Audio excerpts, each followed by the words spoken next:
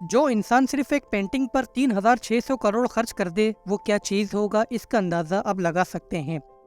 जो जहाँ भी जाता हो और महंगी चीज़ खरीद लाता हो, जिसका घर भी सोने से चमकता हुआ हो और उस घर के फर्नीचर और टिश्यूज डिस्पेंसर भी सोने से लिपटे हुए हो। यहाँ एक ऐसा इंसान भी है जिसकी एग्जाम्पल ढूंढने पर भी ना मिलती हो, और वो नाम है Saudi crown prince Mohammed bin Salman. Information और एंटरटेनमेंट से भरी वीडियो में एक बार फिर से वेलकम। वैसे तो दुनिया में अमीरों और बिलियनर की शॉर्टेज बिल्कुल नहीं, जिसमें एक से बढ़कर एक पाया जाता है। उनकी अगर खर्च करने की बात की जाए तो वो भी अपने पैसे शायद ही इतना खर्च करते हों जितना Saudi Prince Mohammed bin Salman करते हैं। जो जहाँ भी जाते हैं हर चीज़ खरीद लाते हैं, चाहे वो जितनी भी कीमत क्यों न रखती हो। सिर्फ मोहम्मद बिन सलमान ही नहीं, बल्कि ये जिस फैमिली से ताल्लुक़ रखते हैं उसको हाउस ऑफ सऊद कहा जाता है।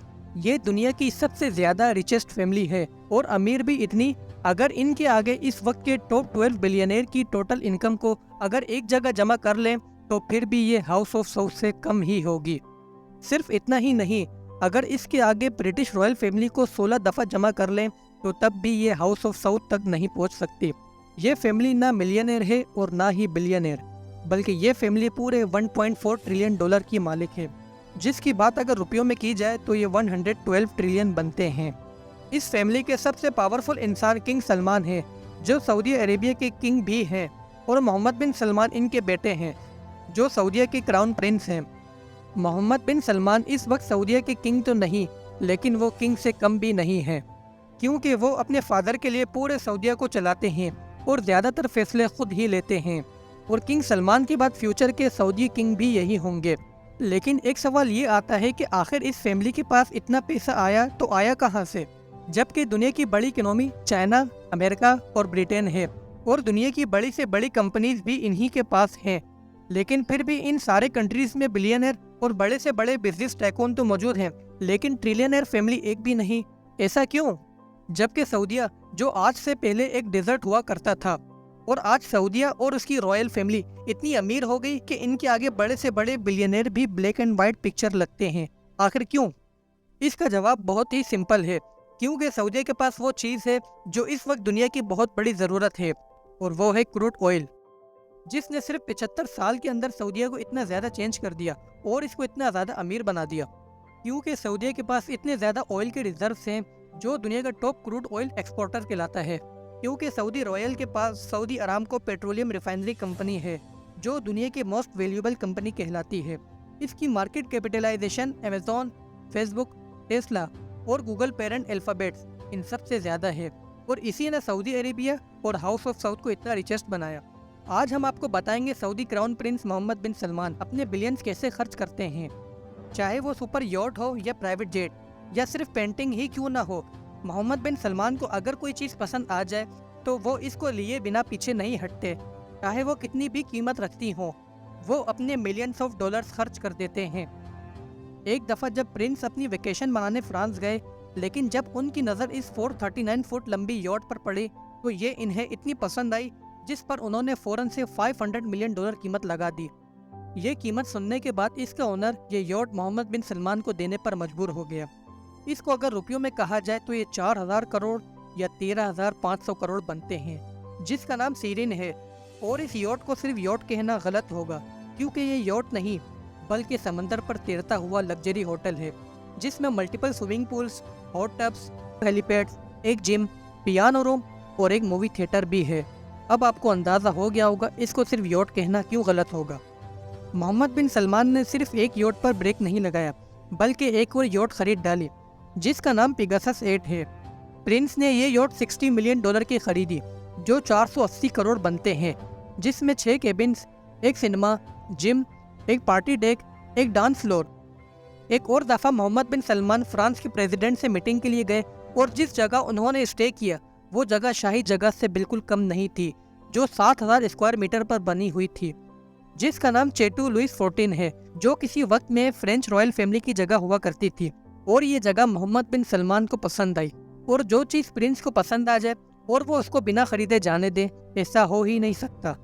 और अचानक 2015 में क्राउन प्रिंस ने ये पूरी प्रॉपर्टी 300 मिलियन डॉलर में खरीद डाली, जो 2,400 करोड़ बनते हैं। इस चेटू में कई फाउंटेन्स, साउंड सिस्टम और एयर कंडीशनर, ये सब की सब चीज़ें सिर्फ एक आईफोन से कंट्रोल होती हैं। इस महल में ड्रिंक सेलर, एक मूवी थिएटर और एक ट्रांसपेरेंट अंडर वाटर चैम्बर भी है। इसको उस वक्त का महंगा तरीन घर भी कहा गया, जिसको अमेरिकन फॉर्च्यून मैगजीन ने दुनिया का महंगा तरीन घर भी कहा। एक दफ़ा जब American ex president Barack Obama Saudi visit पर गए और जिस जगह उनकी मीटिंग हुई वो महल ऐसा सोने से सजा हुआ था, जिसमें चेयर्स भी सोने की थी और उसके फर्नीचर भी सोने से सजे हुए थे। और हैरत की बात यह है कि इसके टिश्यूज डिस्पेंसर्स भी सोने से लिपटे हुए थे। एक दफ़ा प्रिंस को साउथ कोरियन प्रेसिडेंट के साथ हाई प्रोफाइल मीटिंग करनी थी। इस बात पर साउथ कोरिया के प्रेसिडेंट और इसके लोग सभी इस सोच में थे कि मोहम्मद बिन सलमान कहाँ और कैसे रहेंगे, जिस पर शहजादे ने अपने रहने के लिए वीआईपी होटल बुक किया, जिसका नाम लोटे होटल स्वील है, जो इस जगह का सबसे वीआईपी होटल है। उन्होंने अपने आने से 2 हफ्ते पहले इस होटल के 400 रूम्स बुक कर लिए और 200 गाड़ियां रेंट पर ले ली। सिर्फ इतना ही नहीं, इस मीटिंग से कुछ महीने पहले उनका सारा सामान कई कंटेनर्स में शिफ्ट होकर आया, जिसको अनपैक करके सेट भी किया गया। और हैरान कर देने वाली बात यह है कि क्राउन प्रिंस इस होटल में सिर्फ कुछ ही घंटे रहे। इस वीआईपी होटल की एक रात रहने की कॉस्ट $16,400 है, जो तकरीबन 44 लाख या 13 लाख बनते हैं। जी हाँ, सिर्फ एक ही रात की कीमत 13 लाख रुपए। और इस पूरे टूर में कितना ज़्यादा खर्चा हुआ होगा, इसका अंदाज़ा आप लगा सकते हैं। 2017 में एक दफ़ा क्रिस्टी ऑक्शन में इस 500 साल पुरानी पेंटिंग पर बोलियां चल रही थी, जिसमें दुनिया के कई अमीर से अमीर तरीन लोग इस पेंटिंग की ज़्यादा से ज़्यादा कीमत लगा रहे थे। जिसमें अगर एक 10 मिलियन कहता तो दूसरा 15 मिलियन, फिर कोई 20 मिलियन कहता तो कोई 25 मिलियन कह देता। और ऐसा करते करते ये कीमत 100 मिलियन तक जा पहुंची थी, जिसमें सारे इस उम्मीद से थे कि वो इस पेंटिंग को लिए बिना नहीं जाने वाले। लेकिन अचानक इस ऑक्शन में एक प्राइस कॉल आती है, जो सिर्फ इस पेंटिंग के $450 मिलियन लगा देता है। ये प्राइस सुनने के बाद सारे के सारे खामोश हो जाते हैं। ये सुनने के बाद ना ही किसी में इससे ज़्यादा बोलने की हिम्मत होती है और ना ही किसी ने ऐसा किया। लेकिन जब बात पता चलती है तो ये कीमत किसी और ने नहीं बल्कि Saudi crown prince Mohammed bin Salman ने लगवाई होती है। इस पेंटिंग को सिर्फ पुरानी पेंटिंग ही नहीं बल्कि दुनिया की सबसे ज़्यादा महंगी पेंटिंग भी कहा जाता है। इसकी बात अगर रुपयों में कही जाए तो ये 3,600 करोड़ बनते हैं।